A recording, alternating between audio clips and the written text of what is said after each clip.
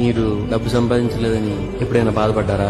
చూడు బాబు, ఈ ప్రపంచంలో రెండు విషాదాలున్నాయి. ఒకటి డబ్బు లేకపోవడం, రెండు డబ్బు ఉండటం. డబ్బు ఉన్నా లేకపోయినా మనిషికి బాధ కామన్. అతను చెప్పినట్లు తప్పే ఉందానా?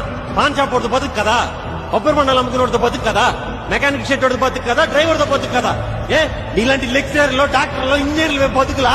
సాఫ్ట్వేర్ ఇంజనీర్, డాక్టర్, మీలాగా లెక్చరర్ అయ్యి అంత తెలివితేటలు నాకులే. మిమ్మల్ని ఎవరైనా మీ పిల్లోడు ఎందుకు క్యాబ్ తోలుకుంటున్నాడని అడిగితే మా పిల్లోడు చదువు అవ్వలేదు, మరి ఏదో చేసుకోవాలిగా అని చెప్పండి నాన్న. మీరు సిగ్గుపట్టడానికి నేను దొంగతనాలు, జేబులు కత్తిరించడాలు చేయట్లేదు నాన్న. నిన్న పేపర్లో న్యూస్ చూశాను. ఈ పిల్లలు ఎలా ఉండాలని ఆశిస్తున్నారని పేరెంట్స్ ని క్వశ్చన్ అడిగితే 78% మంది కెనడాలో, 70% మంది యూకేలో ఆనందంగా ఉండాలని అన్నారంట.